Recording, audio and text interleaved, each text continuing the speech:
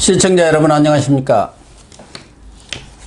1월 25일 시사정담 시작하겠습니다. 시청자 여러분, 오늘 오전 국회에서는 박범계 법무장관 후보자에 대한 인사청문회가 열리고 있습니다.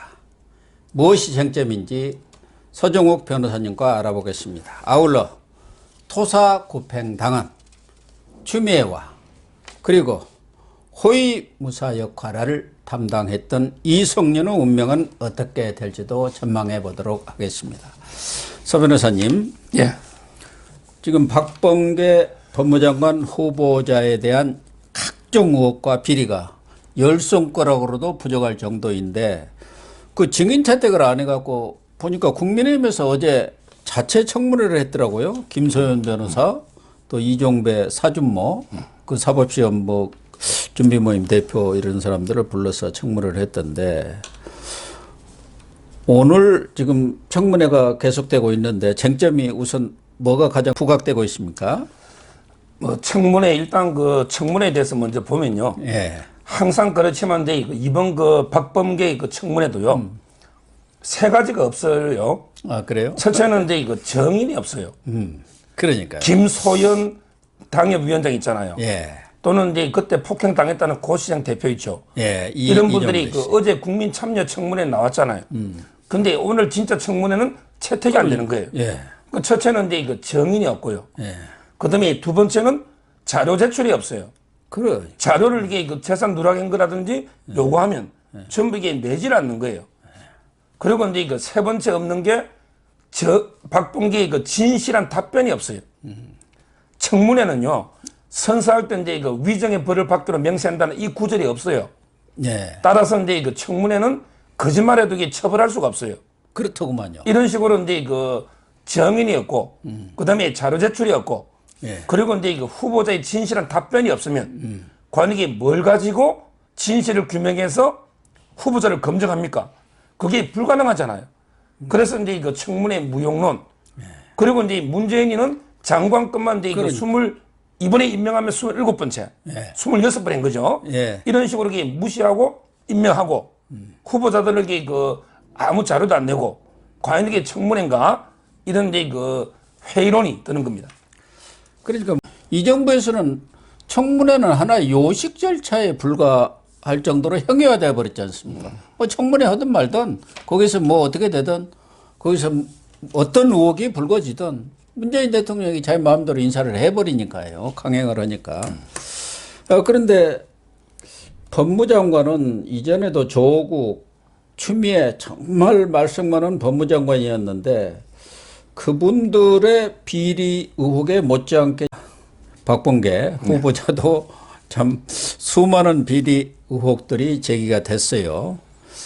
그 중에서도 오늘 언론 보도를 보니까 그 비상장 주식 그걸 불법 중개한 그런 사람으로 검찰 수사를 받는 그런 분이 주최하는 야유회에 참석해 가지고 불미스러운 일들이 벌어진 걸로 이렇게 나와 있더라고요. 이건 새롭게 이번에 또 다시 제기된 거죠. 그렇죠. 결국은 이제 이번 정권에 법무부 장관이 이제 유난히 무법자들, 예. 범죄자들이 많아요. 예. 지금은 이제 박상기도 김학의 불법 출금으로 조사받고 있죠. 예. 그다음에 조국이는 유재수부터 개인 가족 비리로 재판 중에 있죠. 예, 그렇죠. 그다음에 추미애도 30건에 고소하고 30여 건. 그다음에 민사소송까지 당했죠. 또 아들 문제 있잖아요. 예. 근데 박범계도 유난히 많은 거고요. 지금 재판을 받고 있잖아요. 패스트트랙법 그거는 이제 폭행 공동 사건을. 폭행으로 예. 재판을 진행 중에 있는데 그것도 이제 원래는 내일 모레 27일 날 재판인데 좀 이게 부끄러운지 코로나 핑계대가 10명이 하면 재판하면 코로나 걸린다고 재판 연기가 이제 3월 24일로 연기했거든요. 아, 그랬군요. 근데 그러면 코로나 안 끝나면 재판 영원히 안 할 겁니까? 말도 안 되는. 근데 조금 전에 이제 박사님이 말씀하신 그게 아마 이제 못난 소나무, 못난 소나무라고 이제 비상장 주식도 거래하는 이런 이제 투자 회사의 피해액이 다단계사입니다. 근데 피해액이 2천억 정도. 아이고. 지금 이게 어마어마하네. 뭐 라임 옵티머스고 옛날에 그 유시민이도 신라젠 행사에 가가지고 예. 유시민 보고 이제 투자한 사람이 많잖아요. 그렇죠. 여기도 이제 그 박범계가요. 가가지고 이제 그 대표하고 어깨동무하고 사진 찍은 게 나오고요.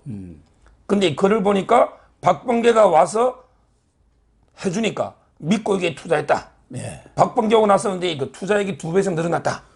이런 이제 그 의혹이 있습니다.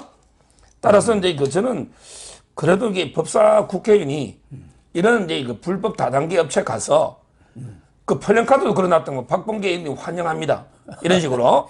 그래서 이게 격려해주고 막 하다 보면 그러면 이제 그 선량한 피해자들은 그걸 믿고 당연히 믿고 이게 투자할 거 아닙니까? 예, 예. 이거야말로 이게 저는 사기죄의 방조범, 정범이다. 이렇게 봅니다. 저는 이런 경우에 그럼 박범계가 아무 이게 대가 없이 그 행사 가겠습니까? 그럼요. 결국은 뻔한 이제 거죠. 뭐 후원금 있잖아요. 예. 쪼개기 후원금이든 차명 후원금이든 아니면 이게 공개적으로 후원금도 500만 원씩 여러 명 낼 수 있거든요. 예. 뭔가 이게 있으니까 간 게 아닌가 이렇게 의심하는 거예요. 옵티머스 얘기가 나왔지만 이현재 전 부총리라든가 최동욱 전 검찰총장 이런 분들이 거기 상임고문으로 이름을 올려놓고 돈도 받고 그랬기 때문에 다른 사람들이 또 저런 분들이 거기 상임고문이라고 믿고 투자할 만하다 그렇게 해가지고 그 많은 피해가 생긴 것 아닙니까?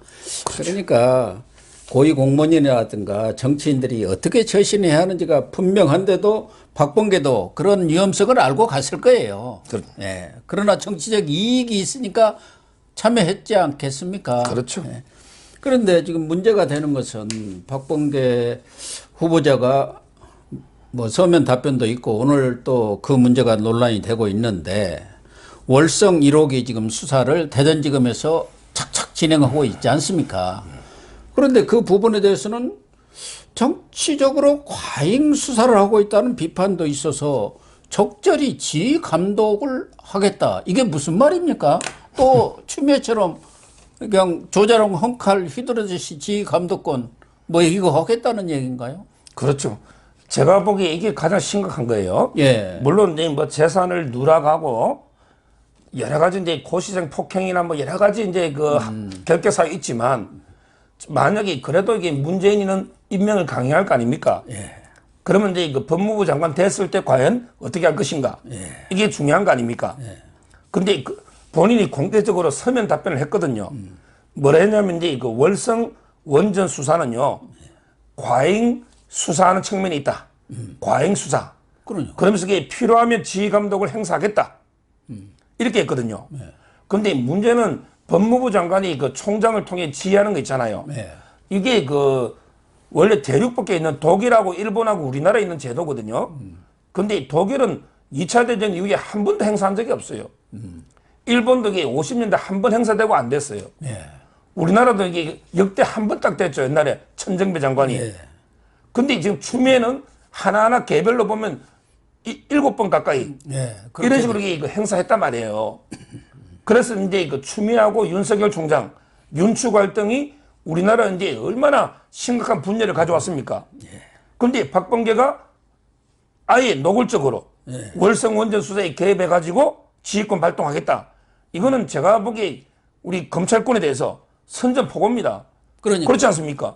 바로 이제 지금 이대로 이게 청와대 수사하면 수사 못하도록 지휘권 발동하겠다. 그 얘기 아닙니까? 그리고 뭐. 이제 그 또 윤석열 총장이나 지휘권을 뺏어버리겠다. 예. 이거 아닙니까? 이런 식으로 이게 저는 이거야말로 가장 이게 문제 삼아야 될 청문회에서 이런 게 발언이 아닌가 이래 보입니다. 뭐 청문회에서도 가장 논란을 빚고 있는 사안인데요. 그 문재인 대통령은 지난 18일 기자회견 때 연초 앞으로 윤추 갈등 같은 것은 없을 것이다. 법무부와 검찰이 좋은 협조 관계를 유지하도록 할 것이고 국민한테 염려를 끼치는 없을 거라고 그렇게 다짐을 했는데 지금 보면은 전혀 상황이 좀 다르지 않습니까? 그렇죠. 결국 이제 원전 수사 외에요. 또 이제 그 서면 답변하는데 그 윤석열 총장의 가족 수사에 대해서도 답변했어요. 예. 윤석열 총장의 가족 수사도 신속하게 예. 철저하게 수사를 더 하겠다. 뭐 이런 식으로 신속한 수사를 이게 공언했거든요. 그렇다면 제가 보기에 그 윤추 갈등 못지않게 윤박 갈등 있잖아요. 예. 윤박 갈등도 저는 재현될 가능성이 상당히 높고요. 그리고 이제 뭐 인사에 있어서 이제 가장 중요한 게 평검사 인사를 했으니 예. 바로 이제 간부 인사 아닙니까? 근데 뭐 박범계는 이제 그 윤석열 총장하고도 협의하겠다. 예. 이렇게 말은 하지만 그렇게 협의한 데에서 의견을 받아주는 거하고 틀리잖아요. 그렇죠. 따라서 저는 이제 그 형식적으로 협의하는 신용만 하고 결국은 이제 그 청와대 있잖아요. 청와대하고 이제 그 박범계가 아마 검찰 인사도 간부 인사 있잖아요. 마음대로 이게 그 농단하지 않을까 이래 보입니다. 근데 추미애도 윤석열 총장하고 인사 협의를 했다고 경향신문 인터뷰에서 아주 강조를 했더라고요. 그래가지고 그 인사 협의 과정을 문서화 해놨다. 그런데 인사 다 자기들이 짜놓고 30분 전에 들어와서 보라는 것은 아무 의미 없는 거 협의가 아니지 않습니까? 그냥 일방적인 통보이지.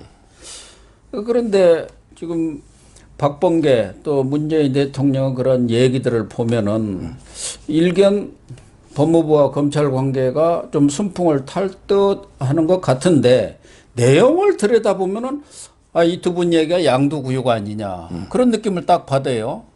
인사도 협의를 하겠다고 다 이렇게 공언을 했는데 실제적으로 청와대하고 박범계나 이 민정라인에서 다 짜놨을 거 아니겠습니까? 거기다가 이 월성 수사도 그리고 윤석열 가족 문제에 대해서도 수사지휘권을 발동하겠다는 것은 뭐 추미애하고 뭐가 다른 게 없네요. 추미애 시즌 2인가? 그렇죠.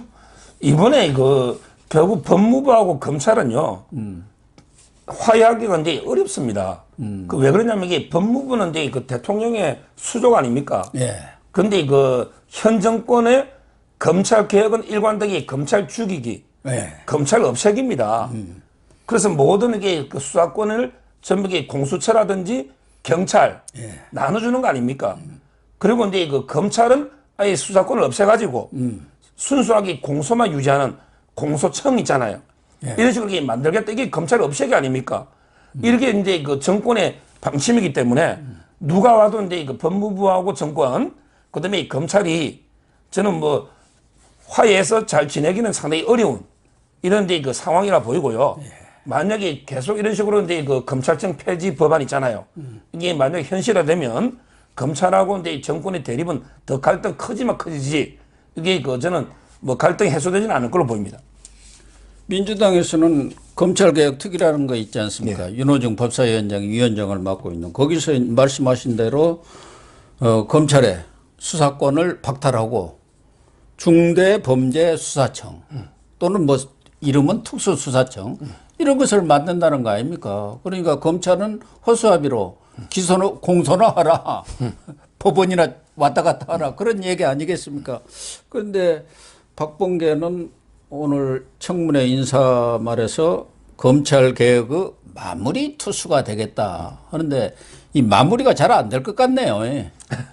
마무리 투수는 보통 이제 야구에서요. 예. 한 1, 2점 앞서고 있을 때 그때 이제 그 굳히기 위해서 옛날에 뭐 유명한 뭐 선동열도 마무리 투수로 좀 했죠. 그렇죠. 이런데 그 이기고 있을 때 굳히기 위해 놓은 투수 아니에요. 예. 제가 보기에는 이게 박범계는요.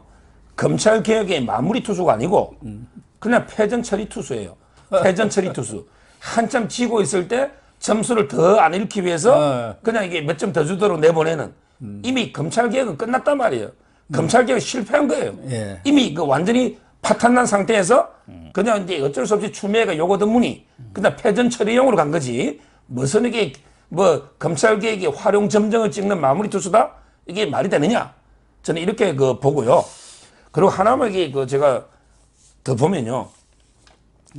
변호사로서 심각한 게 그 저는 그 본인 그 사무실 있잖아요. 예. 제가 이제 로펌을 하다 보니까 이 박범계가 이제 그 2012년에 이제 그 로펌의 그 법무법인 명경 로펌에 1,000만 원 투자했거든요. 그게 엄청나게 커져버렸다고 그랬대요. 지금 이게 매출이 2019년에 32억이 된 거예요. 32억. 예. 근데 이 문제는요. 문제는 이제 박범계 친동생이 사무장입니다. 이건 제가 보기에 사무장 로펌이 아닌가 의심스러워요. 요즘 이게 우리 병원도 사무장 병원 있죠. 병원이 많죠. 의사를 고용해가지고. 예. 결국 이게 그 박범계 동생이 사무장이지만 모든 로펌을 운영하면서 예. 변호사들 고용해서 하는 게 바로 사무장 로펌이거든요. 이런 게 의심이 있기 때문에 과연 이게 박범계 동생이 상당히 그 형을 팔면서 사건을 유치한 의혹도 있고요. 이런 부분을 저는 철저하게 검증해야 되고 또 이 로펌의 그 변호사가요. 네. 대전에 성관위원도 했거든요. 예, 그렇죠. 뭐 이런 저는 로펌 의혹도 아까 이제 그 못난 소나무처럼 철저하게 그 검증해야 되고요. 그다음에 그 마지막으로 또 재산 누락도요. 예. 너무 많아요. 너무 많아가지고. 이번에 옛날에 저희가 이제 7살 때 상속받은 그 임야 2만 평방미터 정도 되는 임야 있었잖아요. 예. 이걸 이게 다룬 적이 있죠. 근데 그 외에도 선거 넣을 때 보니까 심지어 이게 자기 집 아파트도 누락한 게 있고요. 예금도 이게 뭐 4천만 원에다가 2억 가까이 예금도 자기가 계좌에 돈이 몇천 있는지도 모르는 아니 이런 사람이 이게 장관합니까? 얼마나 이게 돈이 많으면 자기 계좌에 몇천 있는 것도 누락합니까? 자기 집까지. 이게 과연 단순 착오입니까? 저는 지금 이게 재산 누락에서 재판받는 조수인은 얼마나 많아요. 이런 의혹들 정말 이게 물론 문제가 아무리 임명하더라도 국민이 보고 있기 때문에 철저하게 송곳처럼 파헤치는 건 필요하다. 이렇게 봅니다. 정말 옳은 말씀입니다. 또 이렇게 많은 의혹이 제기됐으면은 문재인 대통령이 정말 예전처럼 국회 청문회 관계없이 임명할 게 아니라 그 청문회 결과를 지켜보면서 임명을 철회하는 그런 결단도 좀 내려줬으면 좋겠어요. 그래야 국민들도 대통령의 말을 믿지. 그렇지 않으면 완전 양두구육 아닙니까? 뭐 잘 될 거다, 화합할 거다, 뭐 이제 그런 갈등 없을 것이다. 하지만 실제적으로 앞서 말씀드린 대로 추미애와 다름없는 그런 속셈들이 뻔히 드러나고 있지 않습니까?